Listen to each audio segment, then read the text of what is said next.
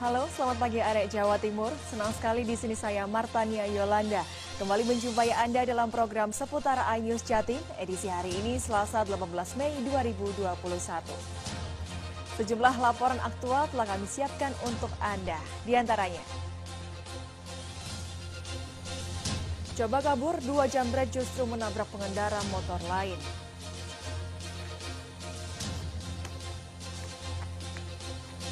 Langgar prokes, acara halal bihalal di Blitar dibubarkan.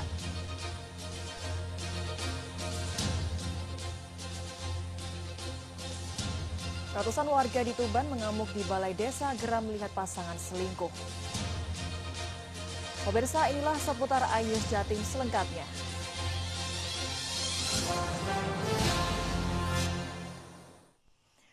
Pemirsa, 2 pelaku jambret babak belur dihajar massa usai kepergok merampas kalung emas di Jalan Raya Kecamatan Delangu, Mojokerto. Pelaku ditangkap setelah menabrak pengendara sepeda motor dari arah berlawanan saat berusaha kabur.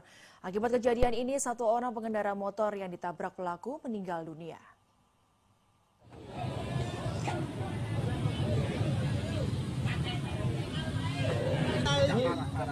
Peristiwa kecelakaan yang berawal dari aksi penjambretan di Jalan Raya Desa Ngembe, Kecamatan Delangu, Mojokerto sempat direkam video amatir warga. Korban maupun pelaku jambret terkapar di jalan raya dalam kondisi mengenaskan. 2 pelaku jambret tidak berdaya setelah dihajar massa, sedangkan 4 korban mengalami luka-luka karena kecelakaan. Awalnya kedua pelaku berinisial AA dan temannya NR asal Pasuruan menjambret kalung emas di Pasar Delangu. Korban adalah seorang ibu yang sedang dibonceng motor anaknya. Sang ibu terjungkal saat kalungnya ditarik pelaku, sedangkan anaknya langsung mengejar kedua pelaku. Saat berusaha menghindari kejaran, pelaku yang melaju kencang menabrak motor dari arah berlawanan yang dikendarai pasangan suami istri. Kerasnya benturan menyebabkan motor korban maupun pelaku ringsek. Korban dan pelaku sama-sama terpental dari motornya. Mengetahui kejadian itu, massa langsung menolong korban dan mengejar pelaku jambret yang masih berusaha kabur usai tabrakan. Kedua pelaku akhirnya dihajar massa hingga babak belur. Polisi yang tiba di lokasi langsung membawa korban dan pelaku ke rumah sakit. Dilaporkan korban yakni suami pengendara motor yang ditabrak jambret meninggal dunia di rumah sakit. Dari mobil, ambil kanan kiri langsung nabrak. Itu sempat dikejar warga tak, Pak? Dikejar yang dijambret. Pak, itu jambretnya di mana, Pak? Kalau nggak salah di Ngembe. Terus setelah itu dikejar sama korban. Dan sampai sini nabrak itu. Kondisinya korban, Pak? Kondisinya semuanya korban lagi gimana? Meninggal satu katanya yang ditabrak. Kasus ini masih dalam penyelidikan aparat Polres Mojokerto. Selain meminta keterangan saksi mata, polisi juga melakukan olah TKP. Kedua pelaku terancam pasal berlapis, yakni pasal 365 KUHP tentang pencurian dengan kekerasan atau penjambretan dan laka lantas hingga menyebabkan korban meninggal dunia. Dari Mojokerto, Solahuddin, iNews melaporkan. Pemirsa, selalu waspada dan terapkan protokol kesehatan dalam aktivitas Anda. 18 jamaah Masjid Al-Wakar, Telogomas, Kota Malang positif terpapar COVID-19 dan kini dirawat di rumah sakit. Proses tracking masih dilakukan untuk mengetahui awal penyebaran dari kegiatan tarawih atau sholat Id. Penjagaan ketat dan penerapan protokol kesehatan dengan pos pemeriksaan khusus dilakukan di perumahan Bukit Hijau dan Permata Hijau, Kelurahan Telogomas, Kota Malang. Pasalnya, kemarin dilaporkan oleh kelurahan kepada Satgas COVID-19, ada 18 warga di perumahan ini positif terpapar COVID-19. Mereka semuanya adalah jamaah Masjid Al-Wakar yang berada di dalam perumahan. Karena sebagian besar yang terpapar itu jamaah masjid, nanti khawatir dan mereka atas inisiatif sendiri melakukan tes mandiri, jadi melakukan sendiri, jadi tidak kita yang memfasilitasi, mereka sendiri. Pak, dari 8 keluarga ini kemudian sekarang di mana, Pak? Di rumah sakit Ada atau? yang di rumah sakit, ada yang isolasi mandiri. 18 orang yang diketahui positif terpapar COVID-19 berasal dari 8 keluarga dan secara mandiri melakukan tes swab setelah merasakan gejala sakit. Kini mereka dirawat di Rumah Sakit Saiful Anwar dan Rumah Sakit Lapangan Ijen Boulevard dan sebagian melakukan isolasi mandiri. Satgas COVID-19 masih melakukan proses tracing untuk mengetahui awal penyebaran apakah dari kegiatan jamaah tarawih atau jamaah sholat Id. Sementara tim BPBD Kota Malang melakukan penyemprotan desinfektan ke Masjid Al-Wakar dan rumah warga yang terpapar serta seluruh area perumahan. Dari Kota Malang, Denny Irwansyah, iNews melaporkan. Petugas gabungan membubarkan acara halal bihalal yang diselenggarakan warga Kota Blitar. Pembubaran ini dilakukan karena kegiatan halal bihalal digelar dengan tidak mematuhi protokol kesehatan COVID-19. Petugas gabungan TNI Polri dan Satpol PP Kota Blitar langsung membubarkan acara halal bihalal yang diselenggarakan di satu di antara rumah warga di Kelurahan Sananwetan, Kota Blitar akhir pekan lalu. Petugas terpaksa membubarkan acara karena melanggar protokol kesehatan. Warga yang hadir tidak menjaga jarak dan acara digelar tanpa standar protokol kesehatan di masa pandemi COVID-19. Tidak hanya itu, acara reuni yang dikemas dengan kegiatan halal bihalal ini juga menghadirkan musik elektron sehingga mengundang kerumunan warga. Pembubaran kegiatan pelanggar prokes seperti ini sebagai upaya untuk menekan angka penyebaran COVID-19 yang dikhawatirkan kembali meningkat usai perayaan Lebaran Idul Fitri. Tadi kita ke salah satu rumah masyarakat yang betulan kita lewati. Di sana ada kegiatan halal bihalal yang tentunya kita sampaikan himbauan kepada mereka untuk menjaga jarak, menggunakan masker dan segera mengakhiri kegiatannya. Tidak hanya membubarkan acara halal bihalal, petugas gabungan juga menggelar razia di perbatasan kota.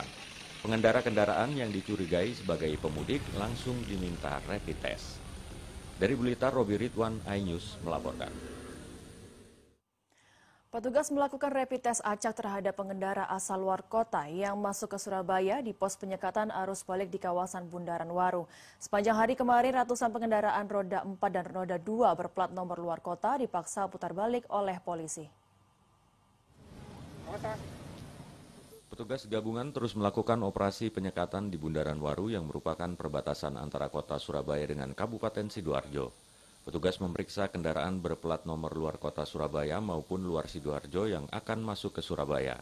Sepanjang hari Minggu kemarin, sebanyak 94 kendaraan roda 4 dan 103 kendaraan roda 2 asal luar kota terpaksa diminta putar balik karena tidak bisa menunjukkan surat bebas COVID-19 dan surat tugas dari tempatnya bekerja. Petugas juga melakukan rapid antigen secara acak. 18 kali melakukan rapid test acak terhadap pengendara, hasilnya non-reaktif. Jika ditemukan pengendara yang reaktif, akan langsung ditangani oleh Satgas COVID-19. Jadi yang masuk ke Surabaya tetap kita antigen dari semua kendaraan yang masuk ke Surabaya, yang dari luar kota. Kalau memang hasilnya nanti negatif ya kita silakan berjalan. Kalau positif ya kita nanti koordinasi dengan petugas kita sendiri, ya kita nanti akan karantina. Sampling ini diambil secara acak. Secara acak ya. Penyekatan arus balik di perbatasan kota Surabaya dilakukan hingga 17 Mei bersamaan dengan kebijakan larangan mudik dari pemerintah pusat. Namun, tidak menutup kemungkinan akan diperpanjang hingga 24 Mei 2021. Dari Surabaya, Hari Tambayong, iNews melaporkan. Berbekal jiwa seni dan ketelatenan, ibu rumah tangga di Jember sukses jadi perajin uang mahar seserahan nikahan. Simak lengkap laporannya usai jeda berikut.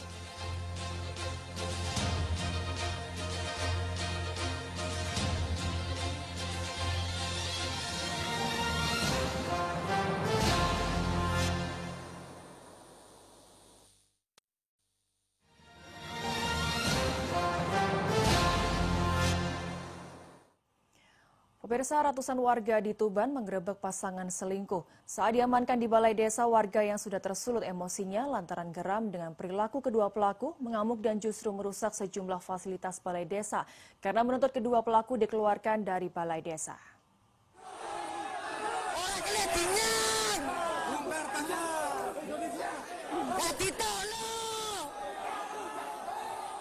Emosi warga desa Ngimbang, Kecamatan Palang, Tuban tak terbendung, mereka merusak sejumlah fasilitas balai desa. Aksi warga ini dipicu perselingkuhan antara Suroto 53 tahun dan Endang Nurwati 49 tahun, keduanya warga desa Ngimbang yang masih bertetangga Senin dini hari. Keduanya kemudian diamankan perangkat desa ke balai desa. Ratusan warga yang tak terima kedua pelaku hanya disanksi denda oleh perangkat desa, kemudian mengamuk dan merusak fasilitas kantor desa. Warga menuntut kedua pelaku perselingkuhan diproses hukum di kepolisian. Ini kan mungkin sudah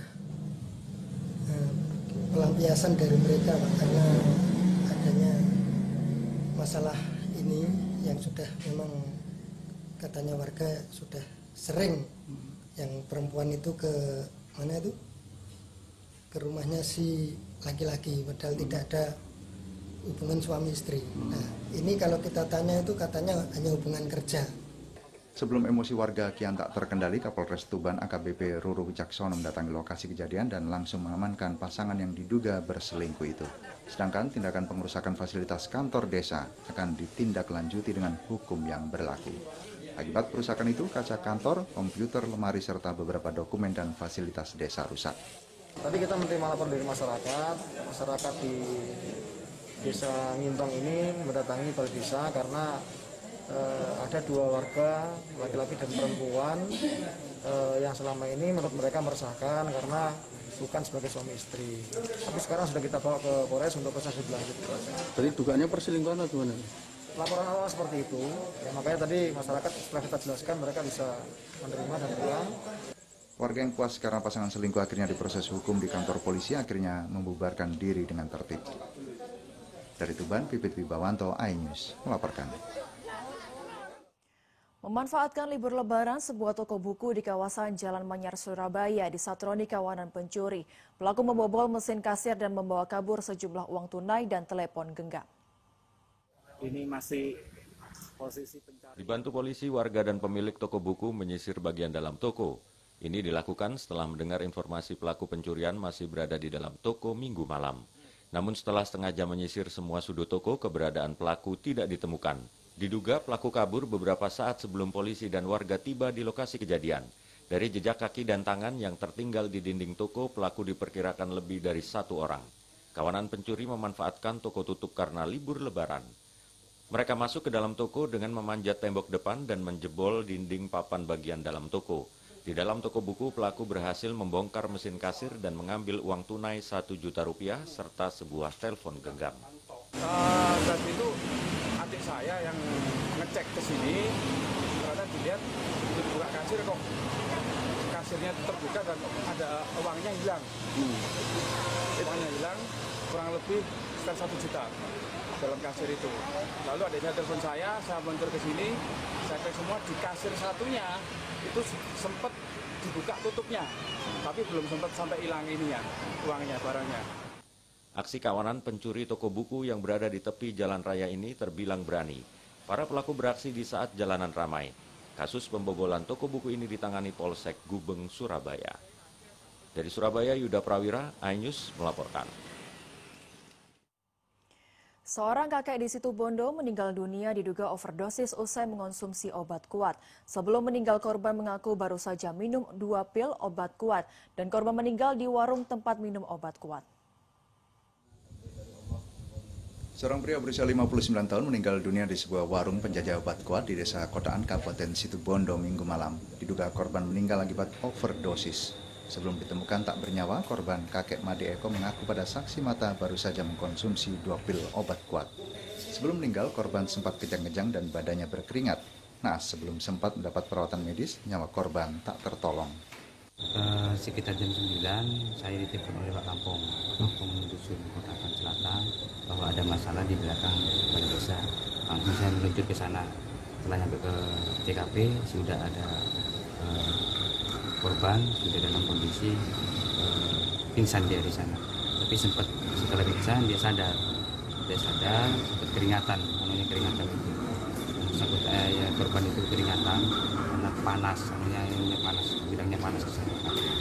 Jasad korban kakek Made Eko selanjutnya dibawa ke kamar mayat Rumah Sakit Abdur Rahim Situbondo. Pihak keluarga korban tidak bersedia dilakukan otopsi. Keluarga mengikhlaskan kematian almarhum dan menjadikan kasus ini sebagai musibah. Polisi yang memeriksa jasad korban tidak menemukan tanda-tanda kekerasan. Diduga korban mengalami serangan jantung. Dari Situbondo, Rizky Amril Ahmad, iNews melaporkan.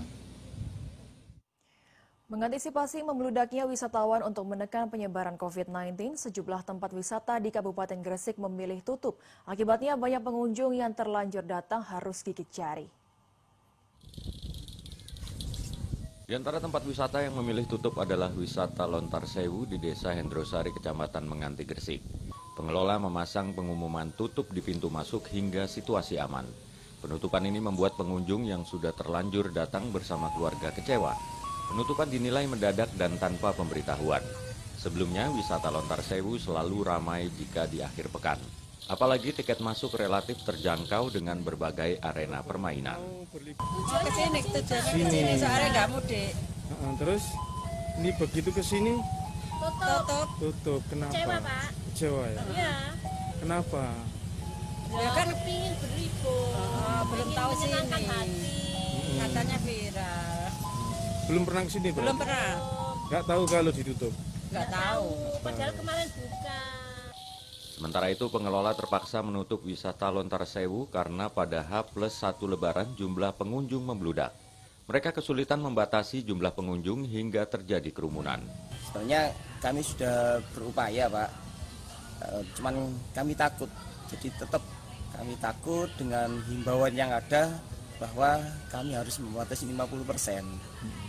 Sedangkan ini momennya kan momen Lebaran, dan masyarakat sudah haus dengan hiburan, maka kami takut. Jadi kami nggak berani daripada nanti ada klaster baru di lokasi Lontar Sewu. Meski masih memperbolehkan tempat wisata dibuka, namun Pemprov Jatim meminta jumlah pengunjung dibatasi. Selain itu, diwajibkan menerapkan protokol kesehatan secara ketat untuk mencegah penyebaran COVID-19. Dari Gresik, Agus Ismanto, iNews melaporkan. Berkat keterampilan tangannya, seorang ibu rumah tangga di Jember mampu mengkreasikan uang kertas menjadi kerajinan unik. Dibentuk dan dihias sedemikian rupa, uang kertas itu disulap menjadi mahar untuk seserahan acara pernikahan hingga logo instansi.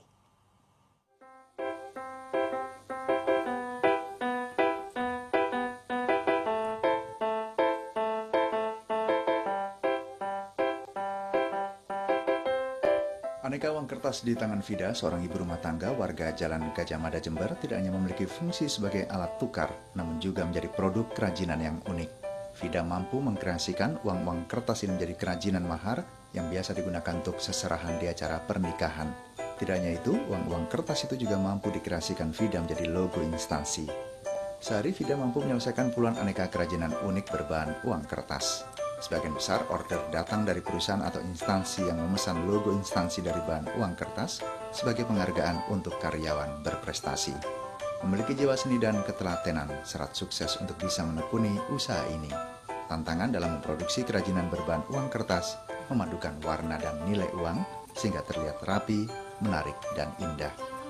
Untuk merekatkan lembar-lembar uang kertas ini pun juga harus menggunakan perekat khusus. Vida mengaku keterampilan merangkai uang kertas ini ia peroleh secara otodidak. Ini bikin kotak uang, biasanya untuk acara seserahan, nikahan, bisa juga untuk lamaran. Ini ada logo instansi, bisa request logo instansi apapun. Pengerjaannya biasanya kami sistem PO 1 mingguan sesuai antri. Tarif jasa merangkai uang kertas untuk mahar seserahan atau logo instansi Vida hanya mematok Rp75.000. Usia lebaran seperti sekarang, permintaan jasa merangkai uang kertas meningkat seiring banyak instansi pemerintah ataupun swasta yang hendak memberi apresiasi pada karyawan atau keluarga yang memanfaatkan momen bulan Syawal untuk menggelar acara lamaran putra-putrinya. Dari Jember, Bambang Sugiarto, iNews melaporkan. Informasi tadi sekaligus mengakhiri seputar iNews Jatim hari ini. Saya Martania Yolanda bersama kerabat kerja yang bertugas mengucapkan terima kasih atas kebersamaan Anda. Jangan lupa memakai masker, jaga jarak, dan selalu cuci tangan. Selamat pagi dan sampai jumpa.